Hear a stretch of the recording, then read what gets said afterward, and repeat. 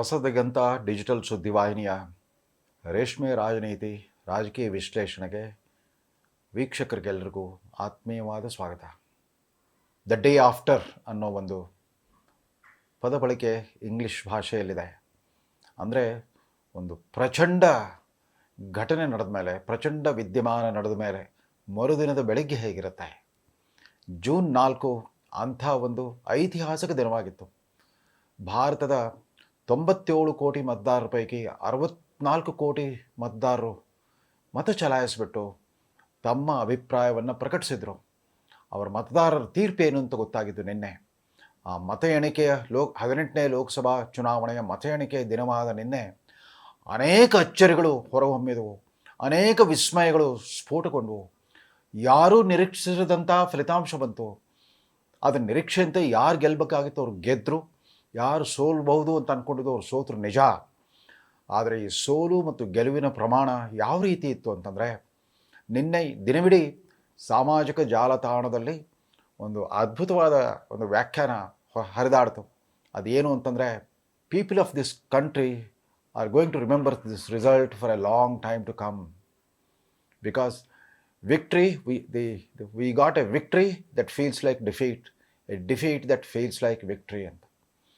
ಈ ಪ್ರಸಕ್ತ ಚುನಾವಣೆಯ ಫಲಿತಾಂಶವನ್ನು ಅನೇಕ ವರ್ಷಗಳ ಕಾಲ ನಾವು ನೆನಪಿಟ್ಟುಕೊಳ್ಳುವಂತಹ ಸ್ಥಿತಿ ನಿರ್ಮಾಣವಾಗಿಬಿಟ್ಟಿದೆ.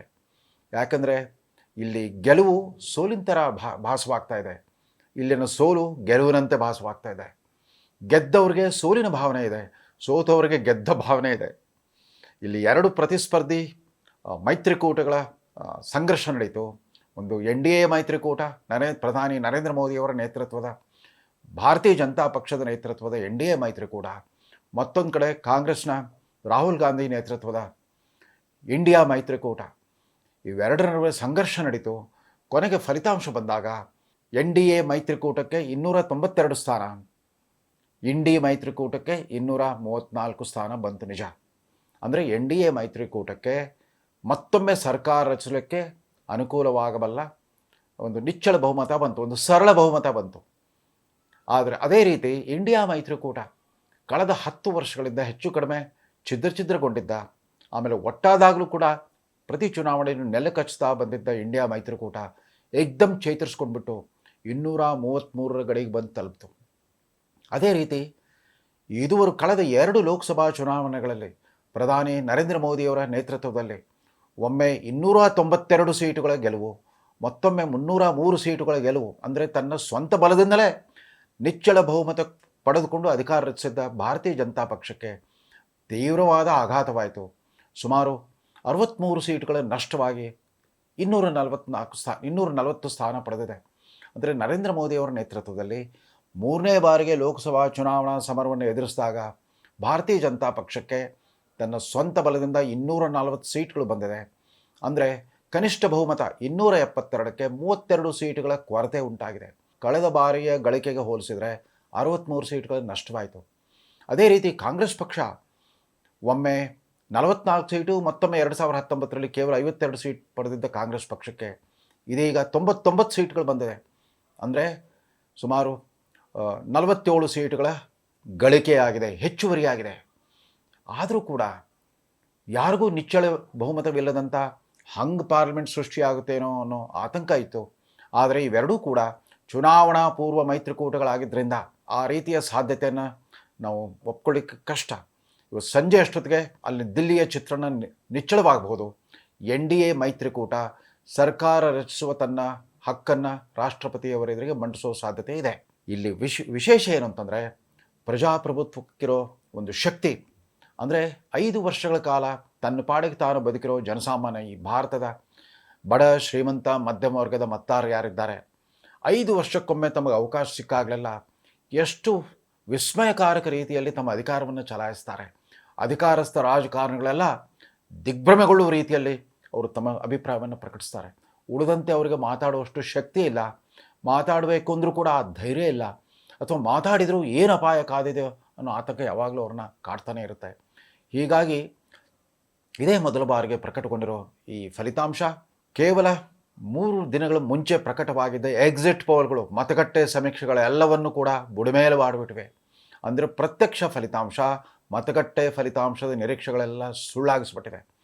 ಅದರಲ್ಲೂ ಕೂಡ ಇದುವರೆಗೂ ಸುಮಾರು 20 ವರ್ಷಗಳಿಂದ ಚಾಲ್ತಿಗೆ ಬಂದಿರೋ ಈ ಮತಗಟ್ಟೆ ಫಲಿತಾಂಶ ಅನ್ನೋ ಆ ಪ್ರಕ್ರಿಯೆಯಲ್ಲಿ ಪಾಲ್ಗೊಂಡ ಅನೇಕ ಸಿಫಾಲಜಿಸ್ಟ್ಗಳು, ಅಂದರೆ ಚುನಾವಣಾ ಫಲಿತಾಂಶ ತಜ್ಞರುಗಳು, ಭವಿಷ್ಯಕಾರರು, ಅವರೆಲ್ಲರೂ ಕೂಡ ನಿನ್ನೆ ಒಬ್ಬರು ಮುಖ ತೋರಿಸಲೇ ಇಲ್ಲ.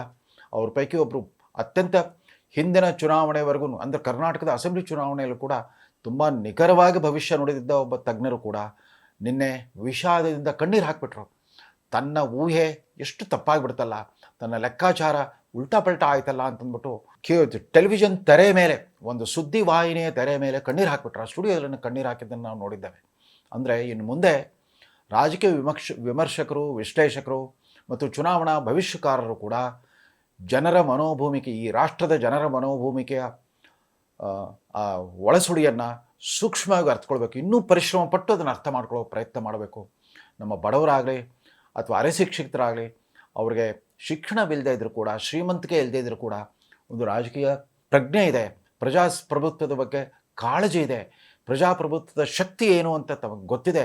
ಆಮೇಲೆ ಪ್ರಜಾಪ್ರಭುತ್ವದಲ್ಲಿ ತನ್ನ ಪಾತ್ರ ಏನು ಅನ್ನೋದು ಕೂಡ ಅವ್ರಿಗೆ ಗೊತ್ತಿದೆ. ತಾನು ಸಿಂಹಾಸನವನ್ನು ಉರುಳಿಸಬಲ್ಲೆ ಅಥವಾ ಮತ್ತೊಬ್ಬನಿಗೆ ಸಿಂಹಾಸನವನ್ನು ನೀಡಬಲ್ಲೆ ಅನ್ನೋ ಒಂದು ದೊಡ್ಡ ಸಂದೇಶ ನಿನ್ನೆ ಫಲಿತಾಂಶದಿಂದ ನಿಚ್ಚಳವಾಗಿದೆ. ಇದೆಲ್ಲದರ ನಂತರ ಮುಂದೆ ಪ್ರಧಾನಮಂತ್ರಿ ನರೇಂದ್ರ ಮೋದಿಯವರ ಭವಿಷ್ಯ ಏನು? ನಾನು ನಿನ್ನೆಯ ಸಂಚಿಕೆಯ ಶೀರ್ಷಿಕೆಯನ್ನು ನಾವು ಕೊಟ್ಟಿದ್ವಿ, ನರೇಂದ್ರ ಮೋದಿ ಯುಗದ ಅಂತ್ಯೋದಯ. ನರೇಂದ್ರ ಮೋದಿ ಯುಗದ ಅಂತ್ಯೋದಯ ಅಂತ ಪ್ರಶ್ನಾರ್ಥಕ ಚಿಹ್ನೆಯನ್ನು ಹಾಕಿದ್ವಿ. ಅಂದರೆ ಈ 18ನೇ ಲೋಕಸಭಾ ಚುನಾವಣೆಯ ಫಲಿತಾಂಶ ಇದು ನರೇಂದ್ರ ಮೋದಿಯವರ 23 ವರ್ಷಗಳ ಕಾಲ, ಅಂದರೆ 13 ವರ್ಷ ಗುಜರಾತಿನ ಮುಖ್ಯಮಂತ್ರಿ, 10 ವರ್ಷಗಳ ಕಾಲ ಈ ಬೃಹತ್ ರಾಷ್ಟ್ರದ ಪ್ರಧಾನಮಂತ್ರಿಯಾಗಿ 23 ವರ್ಷಗಳ ಕಾಲ ನಂಬರ್ 1 ಸ್ಥಾನದಲ್ಲಿದ್ದ ಈ ಪ್ರಚಂಡ ನಾಯಕನ ಯುಗ ಮುಕ್ತಾಯದ ಹಂತ ತಲುಪಿದೆಯಾ ಅಥವಾ ಪುನಶ್ಚೇತನಗೊಂಡು ಪುನರಾರಂಭಗೊಳ್ತಾ ಇದೆಯಾ? ಸಂಜೆ ಅಷ್ಟೊತ್ತಿಗೆ ಇದ್ರ ಉತ್ತರ ಸಿಕ್ಬಿಡುತ್ತೆ. NDA ಮತ್ತೆ ಸರ್ಕಾರ ರಚಿಸುವ ಹಕ್ಕು ಮಂಡಿಸಿದಾಗ ಸಹಜವಾಗಿ ನರೇಂದ್ರ ಮೋದಿಯವರೇ 3ನೇ ಅವಧಿಗೆ ಪ್ರಧಾನಮಂತ್ರಿ ಆಗೋದನ್ನು ಯಾರೂ ತಪ್ಪಿಸ್ಲಿಕ್ಕಾಗಲ್ಲ. ತನ್ಮೂಲಕ 1947ರಿಂದ 1962ರವರೆಗೆ, ಅಂದರೆ ಪಂಡಿತ್ ಜವಾಹರ್ಲಾಲ್ ನೆಹರೂರವರು ಯಾವ ರೀತಿ ಸತತವಾಗಿ 3 ಚುನಾವಣೆಯನ್ನು ಗೆದ್ದಿದ್ರು. ಚುನಾವಣಾ ಪೂರ್ವದಲ್ಲೂ ಕೂಡ ಸ್ವಾತಂತ್ರ್ಯ ಬಂದಾಕ್ಷಣವೇ ಅವರು ಪ್ರಧಾನಮಂತ್ರಿ ಆಗಿದ್ದರು. ತದನಂತರ ಸಂವಿಧಾನ ಅಸ್ತಿತ್ವಕ್ಕೆ ಬಂದ ಮೇಲೆ ನಡೆದ 1952 ಚುನಾವಣೆ, 57ರ ಚುನಾವಣೆ ಮತ್ತು 62ರ ಚುನಾವಣೆ, 3 ಅವಧಿಯಲ್ಲೂ ಕೂಡ ತಾವಿದ್ದ ಅಂದಿನ ಅವಿಭಜಿತ ಕಾಂಗ್ರೆಸ್ ಪಕ್ಷವನ್ನು ಗೆಲ್ಲಿಸಿ ಅವರು ಪ್ರಧಾನಮಂತ್ರಿ ಪದವಿಯನ್ನು ಅಲಂಕರಿಸಿದರು. ಇಂದಿರಾ ಗಾಂಧಿಯವರು 14 ವರ್ಷ ಪ್ರಧಾನಮಂತ್ರಿ ಆಗಿದ್ರು ಕೂಡ ನಡುವೆ ಒಂದು ಬ್ರೇಕ್ ಆಯಿತು. 1977ರಿಂದ 80ರವರೆಗೆ 2.5 ವರ್ಷಗಳ ಕಾಲ ಅವರು ಅಧಿಕಾರವನ್ನು ಕಳ್ಕೊಂಡಿದ್ರು. ಆದರೆ ಯಾವುದೇ ಥರದ ಬ್ರೇಕ್ ಇಲ್ಲದೆ ಈ ವಿಶಿಷ್ಟ ಜಾಯಮಾನದ ಒಬ್ಬ ಹಿಂದುಳಿದ ವರ್ಗದ ಪ್ರಧಾನಿ ಅನ್ನೋ ಪ್ರತೀತಿಯುಳ್ಳ ನರೇಂದ್ರ ಮೋದಿಯವರು ಸತತವಾಗಿ 23 ವರ್ಷಗಳ ಕಾಲ ನಂಬರ್ 1 ಪದವಿಯನ್ನು ಅಲಂಕರಿಸಿ, ಅಂದರೆ ಒಂದು ಬಡ ಕುಟುಂಬದ ಸಾಮಾನ್ಯ ಹಿನ್ನೆಲೆ ವ್ಯಕ್ತಿ ಕೂಡ ರಾಷ್ಟ್ರದ ಸರ್ವೋಚ್ಚ ಸ್ಥಾನದಲ್ಲಿ ಇಷ್ಟೊಂದು ಸುದೀರ್ಘಾವಧಿಯವರೆಗೂ ಮಿಂಚಬಲ್ಲ ಅವಕಾಶ ನಮ್ಮ ಪ್ರಜಾಪ್ರಭುತ್ವ ಸೃಷ್ಟಿ ಮಾಡಿದೆ. ಮೋದಿಯವರ ಸಾಧನೆಯನ್ನು ಅಷ್ಟೇನು ಕಡಿಮೆ ಏನಲ್ಲ. ಇಷ್ಟೆಲ್ಲ ಹಿನ್ನಡೆ ಆದರೂ ಕೂಡ ಆ ಸಾಧನೆ ಕಡಿಮೆ ಏನಲ್ಲ. ನೋಡಿ, BJP ಗಳಿಸಿರೋ 240 ಸೀಟು, ಅಂದರೆ ಸುಮಾರು 26 ಪಕ್ಷಗಳ ಮೈತ್ರಿಕೂಟ, 26 ಮಂದಿ ನಾಯಕರುಗಳು ಸೃಷ್ಟಿಸಿದ ಇಂಡಿಯಾ ಮೈತ್ರಿಕೂಟ ಗಳಿಸಿದ ಒಟ್ಟು ಸ್ಥಾನಕ್ಕಿಂತ BJPಯ ಏಕಾಂಗಿ ಶಕ್ತಿ 240 ಸೀಟುಗಳು. ಇಂಡಿಯಾ ಮೈತ್ರಿಕೂಟಕ್ಕೆ 233 ಸ್ಥಾನಗಳು ಬಂದರೆ BJP ಒಂದಕ್ಕೆ 240 ಸ್ಥಾನಗಳು ಬಂದಿದೆ. ಮತ್ತು ನರೇಂದ್ರ ಮೋದಿಯ ನಾಯಕತ್ವದಲ್ಲಿರೋ NDAಗೆ 292 ಸೀಟ್ಗಳು ಲಭ್ಯವಾಗಿವೆ. ಅಂದರೆ ಸ್ವಂತ ಬಲದಿಂದ ಮೊದಲು ಗುಜರಾತಿನ ಮುಖ್ಯಮಂತ್ರಿಯಾಗಿ ಸತತವಾಗಿ 3 ಚುನಾವಣೆಗಳಲ್ಲಿ ತನ್ನ ಪಕ್ಷವನ್ನು ಗೆಲ್ಲಿಸಿದ್ದ ನರೇಂದ್ರ ಮೋದಿಯವರು ಭಾರತದ ಪ್ರಧಾನಮಂತ್ರಿಯಾಗಿ ಸತತವಾಗಿ 3ನೇ ಬಾರಿಗೆ ಮತ್ತೆ ತಾವಿರುವ ಪಕ್ಷ ಮತ್ತು ಒಕ್ಕೂಟವನ್ನು ಅಧಿಕಾರಕ್ಕೆ ತರೋದ್ರ ಮೂಲಕ ಅದು ಸಾಮಾನ್ಯ ಸಾಧನೆ ಏನಲ್ಲ. ಆದರೆ ಯಾಕೆ ಈ ಹಿನ್ನಡೆ ಆಯಿತು? ಹಿನ್ನಡೆ ಯಾಕಾಯಿತು ಅಂತಂದರೆ ಆ ಮೋದಿಯವರ ವ್ಯಕ್ತಿತ್ವ, ಅವರ ಆಡಳಿತ ವೈಖರಿ, ರಾಜಕಾರಣದ ಶೈಲಿ ಏನಿದೆ ಅದನ್ನು ಬಹುವಾಗಿ ಇಷ್ಟಪಟ್ಟ ಜನ ಅವರಿಂದ ಇನ್ನೂ ಹೆಚ್ಚಿನ ನಿರೀಕ್ಷೆಗಳನ್ನು ಇಟ್ಕೊಂಡಿದ್ರು. ಒಂದು ಜನಪ್ರಿಯತೆ ಉತ್ತುಂಗಕ್ಕೇರಿದ ನಾಯಕನಿಂದ ನಿರೀಕ್ಷೆಗಳ ಪ್ರಮಾಣ ಜಾಸ್ತಿ ಆಗಿಬಿಡುತ್ತೆ. ಅದು ಹಾಗಾಗಿ ಅವರು ಕೂಡ ಒಬ್ಬ ಮನುಷ್ಯ. ನರೇಂದ್ರ ಮೋದಿಯವರು ಕೂಡ ಅವ್ರು ಹೇಳಿರ್ಬೋದು, ದೇವರೇ ನನಗೆ ಈ ಭೂಮಿ ಕಳಿಸ್ತಾನೆ ಈ ಕೆಲಸ ಮಾಡಲಿಕ್ಕೆ, ದೇಶ ಸೇವೆ ಮಾಡಲಿಕ್ಕೆ ಅನ್ನೋದು ಸುಮ್ಮನೆ ಅದೊಂದು ರೂಪಕವಾಗಿ ಅವ್ರು ಹೇಳಿದರು. ನಾನು ದೇವರ ಒಬ್ಬ ಸಾಧನ ಅಷ್ಟೇ, ನನ್ನ ಮೂಲಕ ದೇವರು ಕೆಲವು ಒಳ್ಳೆಯ ಕೆಲಸವನ್ನು ಮಾಡಿಸ್ತಾ ಇದ್ದಾನೆ ಈ ದೇಶಕ್ಕೆ ಅಂದಿದ್ದನ್ನು ಕೂಡ ಅವರು ಪ್ರತಿಸ್ಪರ್ಧಿಗಳು ವ್ಯಂಗ್ಯವಾಡಿದರು, ಕುಹುಕವಾಡಿದರು. ಅದೆಲ್ಲ ಸರಿ. ಆ ವಿನಮ್ರತೆ ಇಟ್ಕೊಂಡಿರೋ ನರೇಂದ್ರ ಮೋದಿಯವರು ಎಲ್ಲೋ ಒಂದು ಕಡೆ ಮೂರನೇ ಹಂತದ ಮತದಾನ ಆಗ್ತಿರೋ ಹಾಗೆ ನಮಗೆ ಅನುಮಾನ ಬಂದಿತ್ತು. ಮೋದಿಯವರಿಗೆ ಸಂಭಾವ್ಯ ಹಿನ್ನಡೆಯ ಒಂದು ಸಾಧ್ಯತೆ ಕಾಣಿಸ್ತಾ ಇದೆ. ಅದರಿಂದ ಹೆಚ್ಚು ಕಠೋರವಾಗ್ತಾ ಇದ್ದಾರೆ. ಅವರು ಯಾವತ್ತು ಜನವರಿ 22ರ ಸಂಜೆ ಅವತ್ತು ಅಯೋಧ್ಯೆಯ ರಾಮ ಮಂದಿರ ಪ್ರಾಣ ಪ್ರತಿಷ್ಠಾಪನೆ ಆದ ನಂತರ ವಿಕಸಿತ ಭಾರತ ಸಂಕಲ್ಪ ಯಾತ್ರೆ ಅನ್ನೋ ಒಂದು ಸೊಗಸಾದ ಒಂದು ರಾಗಮಾಲಿಕೆಯನ್ನೇ ತಮ್ಮ ಭಾಷಣದಲ್ಲಿ ಬಿತ್ತರಿಸಿದ್ರು. ಅದನ್ನೇ ಹಿಡ್ಕೊಂಡು ಮುಂದುವರೆದಿದ್ರೆ ಬಹುಶಃ ಈ ಚುನಾವಣೆಯ ಗೆಲುವು ಇನ್ನೂ ಸುಲಭವಾಗ್ತಾ ಇತ್ತು ಅಂತ ಕಾಣುತ್ತೆ. ನಾವು ಚುನಾವಣಾ ಸಂದರ್ಭದಲ್ಲಿ ಕಂಡ ಈ ರೀತಿಯ ಒಂಥರ ಜನಾಂಗೀಯ ಸಂಘರ್ಷ, ಜಾತಿವಾರು ಒಂದು ವೈಷಮ್ಯ, ಈ ಥರದ ವಾತಾವರಣ ಸೃಷ್ಟಿ ಆಗ್ತಿರಲಿಲ್ಲ ಅಂತ ಕಾಣುತ್ತೆ. ಈಗಲೂ ಕೂಡ ಇಂಡಿಯಾ ಮೈತ್ರಿಕೂಟ ಗೆದ್ದಿದೆ. ಅವರ ಘೋಷಣೆ ಏನಿತ್ತು, ಕಟಾಕಟ್ 8,600 ರೂಪಾಯಿ ನಿಮ್ಮ ಪ್ರತಿಯೊಬ್ಬ ಮಹಿಳೆಯ ಅಕೌಂಟಿಗೆ ಬಂದು ಬೀಳುತ್ತೆ ಅನ್ನೋ ಒಂದು ಪ್ರಲೋಭನೆಯಲ್ಲಿಟ್ಟರಲ್ಲ, ಅದನ್ನಿಟ್ಬಿಟ್ಟು ಗೆದ್ದುಬಿಟ್ರಲ್ಲ. ಅದ್ರ ಬಗ್ಗೆ ಅವರು ಮತ್ತೊಮ್ಮೆ ಆತ್ಮಾವಲೋಕನ ಮಾಡಬೇಕಾಗಿದೆ. ಈ ರೀತಿ ಬಡ ಮತದಾರರನ್ನ ಅವರ ಬಡತನದ ಅಸಹಾಯಕತೆಯನ್ನು ಸರ್ಕಾರಿ ಖಜಾನೆಯಿಂದ ನಗದು ಹಣವನ್ನು ನೀಡಿ ಅವರ ಬುದ್ಧಿ ಮನಸ್ಸುಗಳನ್ನು ಕರೆಸ್ತೀವಿ ಅನ್ನೋ ಖರೀದಿಸ್ಬೋದು ಅನ್ನೋ ಮನೋಧರ್ಮ ದಯವಿಟ್ಟು ಬದಲಾಯಿಸ್ಕೊಳ್ಳಿ.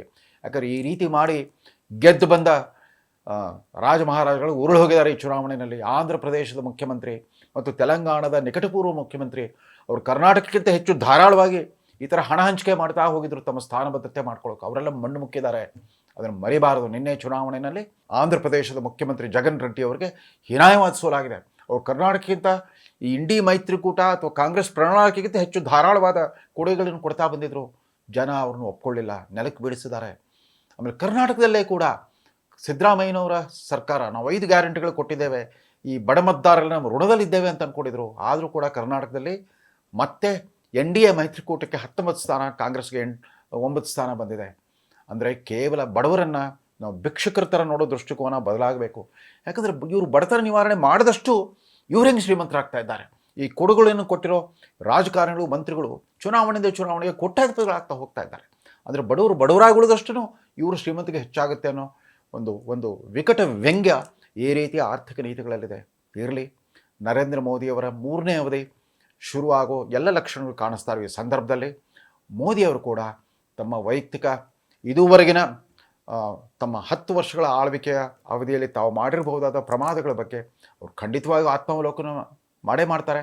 ಇದಕ್ಕಿಂತ ಕ್ಲಿಷ್ಟಕರವಾದ ಅನೇಕ ಪರಿಸ್ಥಿತಿಗಳನ್ನು ಅವರು ಎದುರಿಸಿ ಇಲ್ಲಿವರೆಗೂ ಸಾಗಿ ಬಂದಿದ್ದಾರೆ. ಭಾರತದ ಹಿಂದುಳಿದ ವರ್ಗದ ಪ್ರಪ್ರಥಮ ಪ್ರಧಾನಮಂತ್ರಿ ಅವಧಿ 3ನೇ ಅವಧಿ ಇನ್ನೂ ಹೆಚ್ಚು ಸಾರ್ಥಕವಾಗಲಿ. ಅವ್ರ ಜೊತೆಗೆ ಚಂದ್ರಬಾಬು ನಾಯ್ಡು, ಆಂಧ್ರ ಪ್ರದೇಶದ ಇನ್ನು ನಿಯೋಜಿತ ಮುಖ್ಯಮಂತ್ರಿ ಚಂದ್ರಬಾಬು ನಾಯ್ಡು ಮತ್ತು ಬಿಹಾರ ರಾಜ್ಯವನ್ನು, ಆ ಗೂಂಡಾ ರಾಜ್ಯ ಅನಿಸ್ಕೊಂಡಿದ್ದ ಬಿಹಾರವನ್ನು ಒಂದು ನಾಗರಿಕ ಬದುಕಿಗೆ ಪರಿವರ್ತನೆ ಮಾಡಿರೋ ನಿತೀಶ್ ಕುಮಾರ್ನಂಥ ಪ್ರಬುದ್ಧ ನಾಯಕರಿಬ್ಬರು ನರೇಂದ್ರ ಮೋದಿಯವರ ಜೊತೆಗೆ ನಿಲ್ತಾ ಇದ್ದಾರೆ. ಅವರು 3 ಒಟ್ಟಾದರೆ ಈ ರಾಷ್ಟ್ರಕ್ಕೆ ಇನ್ನೂ ಒಳ್ಳೆಯದಾಗುತ್ತೆ ಅನ್ನೋ ಆಶಯದೊಂದಿಗೆ ಈ ಸಂಚಿಕೆಗೆ ವಿರಾಮ ಹೇಳ್ತಾ ಇದ್ದೇನೆ. ನಮಸ್ಕಾರ. ಸೋಲು ಗೆಲುವಲ್ಲ, ಗೆಲುವು ಸೋಲಲ್ಲ, ಅಥವಾ ಗೆಲುವಿನಂಥ ಸೋಲು, ಸೋಲಿನಂಥ ಗೆಲುವು. ಇದೇ ಇವತ್ತಿನ ಈ ವಿಶ್ಲೇಷಣೆಯ ಶೀರ್ಷಿಕೆ. ನಮಸ್ಕಾರ.